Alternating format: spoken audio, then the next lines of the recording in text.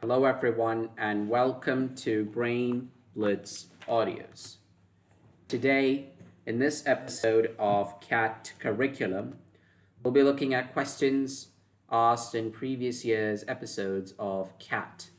So we'll be looking at the Common Admissions Test and questions from that test, particularly in the section titled Verbal Ability and Reading Comprehension. But let's start off with the passage that is the base to our questions today on VARC. Read the following passage carefully and answer the questions based on it. This year alone, more than 8,600 stores could close, according to industry estimates. Many of them the brand name anchor outlets that real estate developers once stumbled over themselves to court. Already, there have been 5,300 retail closings this year. Sears Holdings, which owns Kmart, said in March that there's substantial doubt it can stay in business altogether and will close 300 stores this year. So far this year, 9 national retail chains have filed for bankruptcy. Local jobs are a major casualty of what analysts are calling, with only a hint of hyperbole, the retail apocalypse. Since 2002, department stores have lost 448,000 jobs, a 25% decline, while the number of store closures this year is on pace to surpass the worst depths of the Great Recession.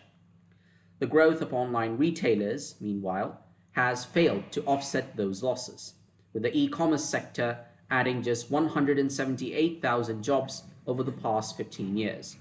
Some of these jobs can be found in the massive distribution centers Amazon has opened across the country, often not too far from malls the company helped shutter. But those are workplaces, not gathering places.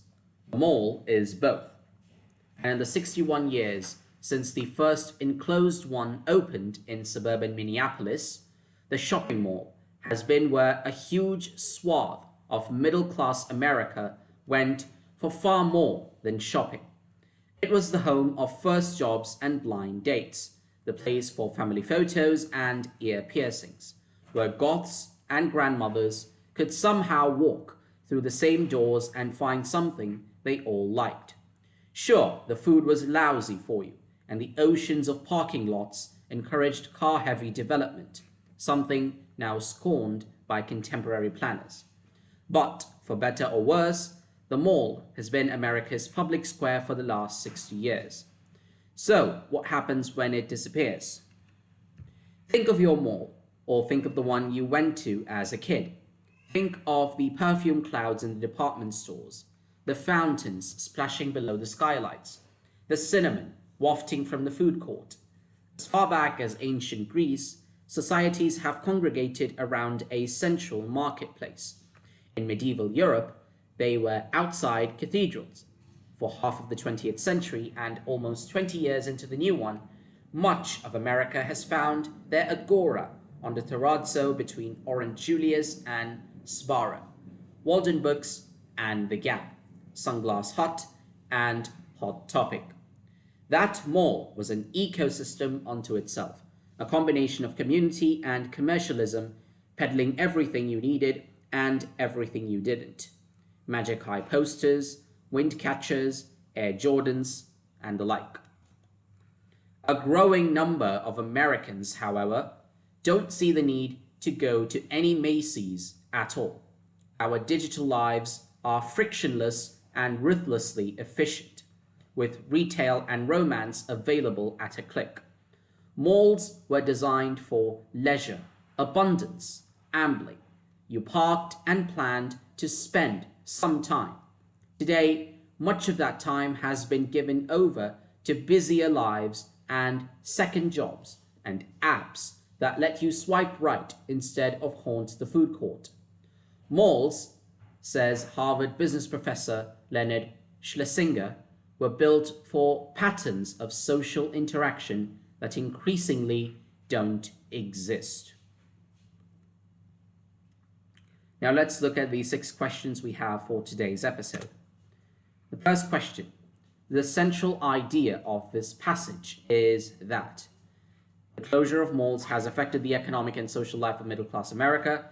The advantages of malls outweigh their disadvantages. Malls used to perform a social function that has been lost. Malls are closing down because people have found alternate ways to shop. So which of these is the central idea of the passage? Well, if you look at our options, option A says closure of malls has affected economic and social life of middle-class America. This statement is wrong because in reality it is inverted. Basically, the economic lifestyle is what led to the closure of malls. So since the economic and social class decided to go online, malls have lost their relevance. Next, the advantages of malls outweigh their disadvantages. Again, statement is wrong because we've never talked about advantages or disadvantages in the particular paragraph or the passage. So that is incorrect. Malls are closing down because people have found alternate ways to shop. Now, the statement itself is true, but however, it is not the main idea of the passage. So this is definitely being mentioned in the first part of the passage, but it is not the main idea, so option D is incorrect. Option C, malls used to perform a social function that has been lost, is the right option. And we can always go back to the extract and read it through. So first part talks about closing. Then we talk about the social aspect of malls. In this paragraph, the third one and the fourth one, and also the last paragraph. So you can see more paragraphs are dedicated to the idea that malls used to perform a social function that has been lost. So option C turns out to be the right option. Next question. Why does the author say in paragraph 2, the massive distribution centers Amazon has opened across the country, often not too far from malls the company helped shutter? So we have 4 options. Option D says to indicate that the shopping habits of the American middle class have changed. However, the statement doesn't talk about it, so option D is incorrect. Option C says to show that Amazon is helping certain brands go online. Again, not mentioned in the paragraph. Option B says to indicate that malls and distribution centers are located in the same area. Now, this is mentioned literally. However, if you look at the tone of the sentence itself, it says the massive distribution centers Amazon has opened across the country, often not too far from malls the company helped shutter. So that second clause basically tells us that the situation is ironic. So option A, to highlight the irony of the situation, is the best option. So option A turns out to be the right option. Let's go back to paragraph 2 and look at it. So basically this paragraph talks about jobs. So e-commerce sector added just 178,000 jobs in 15 years. And these jobs, some of them are found in the distribution centers that Amazon's opened. And these centers are close to the malls that the company helped shutter. So basically, once we read through the second paragraph, we can see that option A, highlighting the irony of the situation, turns out to be the right option. Next question.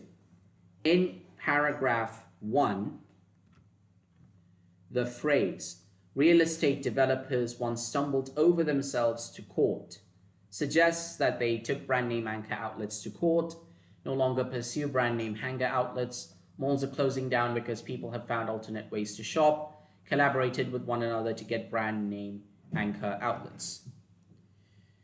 So let's go back to the passage. We're talking about the first paragraph, which says, this year alone, more than 8,600 stores could close, according to industry estimates.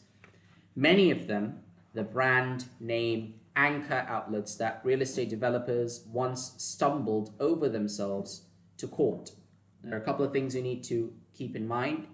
Stumbled over themselves in this case means fight over them. So you have multiple real estate developers fighting between themselves to get the best real estate, to get the best brand name anchor outlets to their real estate development. And then to court, while this looks like they're filing cases against them, it actually means to unify or to marry. So to court is used as a verb, and the meaning here means to unify. So now that we've cleared those up, let's go to our question. So let's look at option A. It says took brand name anchor outlets to court. Again, here it means to sue, to get damages and so on. So that is incorrect. So option A is incorrect. Option B says collaborated with one another to get brand name anchor outlets. However, that is incorrect because what effectively happened was competition. So the real estate developers, they competed with each other to get the best brand name outlets. So option D is also incorrect. Option C, malls are closing down because people have found alternate ways to shop. That is particularly irrelevant to the phrase. So option C is incorrect. The right answer is option B, no longer pursue brand name hanger outlets. Now, why is that? Because of the word once. So once basically refers to the fact that all of this suggested in the phrase happened in the past, which means that they do not do this anymore. So option B, no longer pursue brand name hanger outlets, turns out to be the right option. Next question. The author calls the mall an ecosystem unto itself because people of all ages and from all walks of life went there. People could shop as well as eat in one place. It was a commercial space as well as a gathering place. It sold things that were needed as well as those that were not. Let's find out where exactly is this mentioned.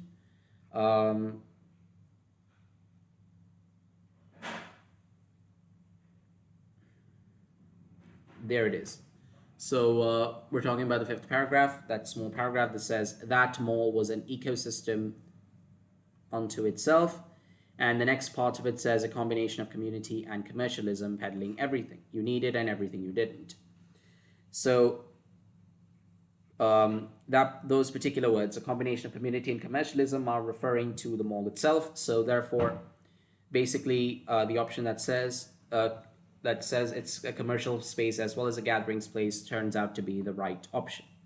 So option C turns out to be the right option. Option A says people of all ages and all walks of life went there. Now, while the statement is true, it's not specific to the mall because, you know, there are other places where people from all ages and from all walks of life go to. Examples, hospitals, schools, etc.